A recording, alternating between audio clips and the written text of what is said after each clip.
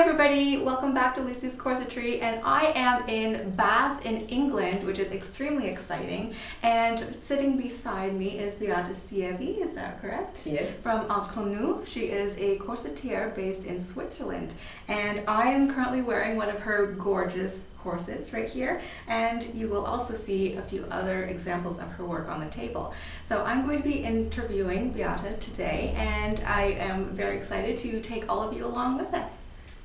Thank you, Lucy, for this invitation. Oh, it's absolutely my pleasure. So my first question would be, how were you first introduced to corsetry? How did you come to love it? Well, I was actually a psychologist from the first profession. Oh. Yes. And then, I studied in Poland and I moved to Switzerland. There I couldn't work as a psychologist, and I decided to fulfill my other wish to be creative, and I made an apprenticeship as a tailor in a theater. And after my apprenticeship, I noticed that somehow I would like to combine those two fields of my interest. And in psychology, it was always intimacy and closeness, attachment as a subject that was my main focus. So it came naturally that in the tailoring I looked also for these subjects, and so I came to lingerie and to seductive clothes, artistic clothes that are made for special purposes. Yeah. And did you take any of your skills from making the bustiers and the lingerie specifically into more structured corsetry? Well, this was not so easy because I noticed that lingerie is much more soft and there are not, in fact, in the beginning I thought, well, this is a corset, you know. Okay. And there was a special story. There was somebody who explained me that I'm not already there as far as the corsetry is concerned. I was contacted by a French gentleman who was very much fascinated by corsets, women corsets and the men corsets, and even though I was not really a corsetier at that time, he ordered a corset of myself, and he introduced himself, his whole life and all his visions, and told me that it's me who he has the impression would make just the right ideal corset that he has ever dreamt of. So it was a connection. It was a connection, and it was a huge challenge. Yeah. Because at the same time he told me, you are not yet there, but I believe you would be the person. Okay. And so I somehow it inspired me, it moved me very deeply, and we developed a relationship and an exchange, an intellectual exchange that moved me forward in the corsetry and also influenced my design. So I understand that a lot of artists, they are driven by their emotions, whether it's anger or joy or angst. I know sometimes I feel that way. And I notice that many of your corsets are very romantic. Even though they're kind of hard structured, genuine corsets, there's a definite softness to it. So I'm wondering, your relation with this person, this supporter who taught you more about the corsets, how did that artistically inspire you? Yes. It's difficult to explain. I think that there is like a moment that you are driven to something. You feel forced to express something in a different way than words. And if you have this skill, this possibility, you look for creative possibilities to express this what you normally would say to this person. So I had these fabrics and different patterns, and I developed visions how this corset could be, this ideal corset. What came naturally to me is because I'm very intellectual, that I took the subjects that we were exchanging in the correspondence. I took them directly into design of the corset. So, for example, poetry, and there was a book with calligrams of Apollinaire and his love letters to Lou, which fascinated me a lot, and I printed them on the corset fabric. Oh, that's and neat. covered this afterwards with lace of St. Gall, which made this impression of a secret and of a romance, and that you don't really know what it is. Yeah, it's difficult to explain. It's like an impulse that you have, like a vision, and you are forced to follow it. You are not sure if it's really aesthetically convincing. It's just the drive. And then when I noticed people reacted to it, people liked it a lot, and I noticed that this is my special way, that corsetry is for me connected with emotion, with seduction, with a love relationship, and there were different other creations similar to this also with for example, La Rose Ancienne, with the subject of a rose, and with also printed, fabric was printed by myself, combined with decorations. That's lovely. So this is how I came to be fascinated by corset as an object. It brought me also brought the consciousness that corset is an object that fascinates people and awakes many different associations and many different wishes. And so I wish really follow and discover all this. That's very true. It does. It elicits a lot of different responses. So you mentioned your fascination with this. The French gentleman and the French corsets, and I noticed that your business name Entre Nous is also French. So well, the name was before. Yeah, okay. The name was already before. It's a like kind of philosophy. When I decided to work in this intimate area, I was looking really consciously for a name for my business, and it came to my mind that well, Entre Nous, it's a French expression for between us. And whenever you would like to emphasize that you say something only like a secret or in confidence, you say I tell you this Entre Nous. Okay. So corsetry is from, let's say, from the origin. Nowadays it became fashionable. But the origin is rather in the intimate clothing area. So I thought it's just the right name. Appropriate. Yes, it also symbolizes that people can be open about their wishes, because this will stay entre nous. Oh, yeah, it reflects your confidentiality and professionalism. Yeah. Yes. That's very good. Yeah. So, do you have a particular favorite corset, do you think, that you've made in the past? If you could choose a favorite corset. Well, the one that I mentioned already should at the first place. But concerning many corsets that I've done for my clients, difficult choice. But I remember one corset that I'm still very proud of. There was a gentleman who was my client for several years, and as a third corset he ordered one for himself, and he ordered it as a piece of art. He emphasized that I should be really free in the creation, which happens rather seldom. And so he even had the wish to have his eyes covered through all the process of creation, of all the mock-ups and all the fittings. And for the design, I was inspired by his posture and by his personality that I am perceived as proud and very self-conscious.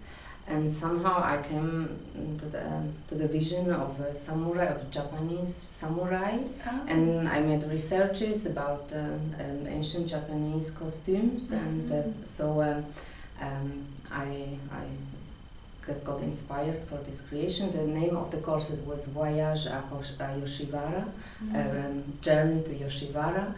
Okay. And there was an ancient coin, a Japanese coin, placed on it as with couples, and so like a symbol of love and of sensuality. But the whole corset was more like an armor. Yeah, and there were also ancient corset techniques that I applied for this from 19th century. Well, it was extreme work as far as the craft is concerned, so a great challenge. And in the inside I made I integrated some erotic drawings from Utamaro. I made print, fabric print, and so it was really beautiful to even to open from inside and look at it and have fantasies, and so I still really like. I have many pictures of this corset, and I think this was something really very special. I wished I had the possibility to do more pieces of corset art in this way. Is that your favorite thing to do? Is there a particular part of the creative process that you enjoy the most? Yeah, sure. Yeah. Definitely. Have this freedom and not be restricted by amount of hours I'm allowed to spend on a corset. I mean, really, this was a great luxury, and in this way, I really can do the best what I can. So, since you say that you don't get the opportunity to create as much corset art as you would like, are there any specific areas of your business that you currently enjoy doing, since you're still very passionate about your work right now? Yes, well, in the last years I developed education activity. I give my knowledge to the trained tailors in Switzerland, in Germany, and this I noticed that gives me a really satisfaction, because people are extremely thankful, as this is a craft that got already lost, and well, in Switzerland we have nobody who really is an expert for this on a very high level, and what I like the most is really teaching people who already are trained seamstresses or tailors. This makes it easier for me to explain even very difficult techniques. Right, because they're not starting from that beginner level. Yeah. Well, I don't know. Perhaps it's not. I wouldn't like to exclude it that one day I will do something for for people who are just passionate and do it in their spare time. But this needs another concept. At the moment, I'm interested in developing new courses and all the subjects, also historic techniques for tailors. Well, from my perspective, I think that's wonderful, because I also have a passion for teaching and spreading knowledge and being able to expand the art of corsetry. So I definitely resonate with you in that respect. Wanting to teach people. So one thing that I'm wondering, though, and this might be a little bit funny, but is there any area of your work that you don't like doing? Because there's many different steps in the process of creating a corset, and not all of them are exactly the same fascinating. Yes. Yeah. You know what you are talking about. I think nobody before asked me this question. No journalist asked something like this, but it means that you really know the subject. Well, I would say, as far as the craft is concerned, or handworking is concerned, I'm no more fascinating with sewing mock-ups myself, or even stitching of hand stitching of the lace. Like here, it doesn't fascinate me so much as in the beginning. But it's not such a problem because I have a good assistant for this. But what at the last time what I noticed that is a bit a problem, or let's say what's difficult. It's it's another question. It's not concerned so much with the craft. It's like that there is a great risk in the whole process of a custom work, and I assume that corsetry on the level that I'm doing it is a bit different to perhaps to other crafts, I suppose, or other professions, because normally at the stage when you have 15 years of experience, as I have, you can rely very much on what you have done already. You have your knowledge, you have your skill, you have your technique, and you repeat mostly this.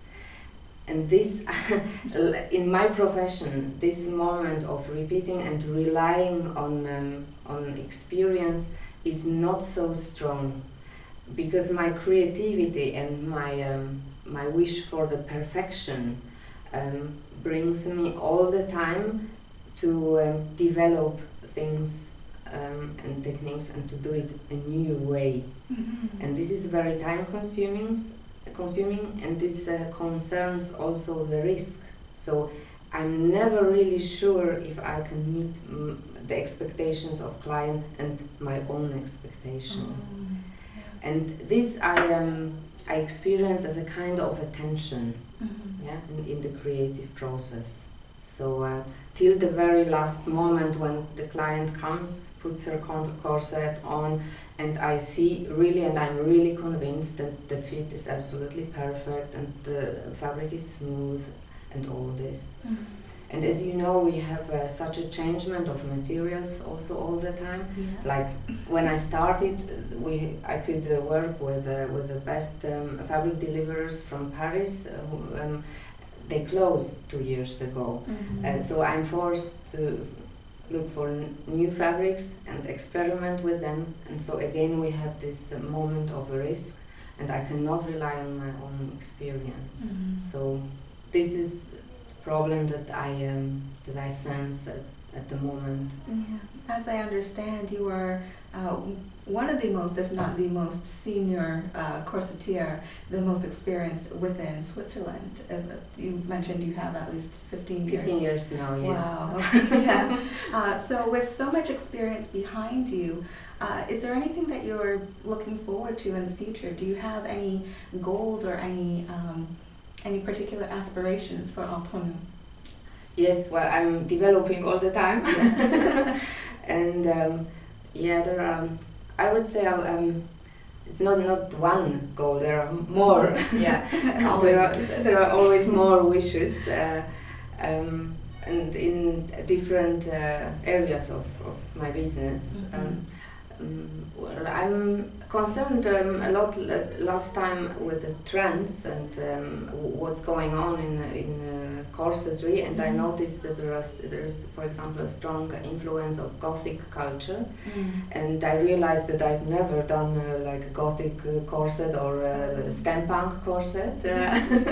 So perhaps it's not really my subject, or it's not my approach. As I explained before, my approach is like more from the inside or from the intellect, but they are very interested as far as design is concerned, and it would be a challenge like to try to do something in this direction. So this, if I were free and time, I think I might develop that just to prove myself.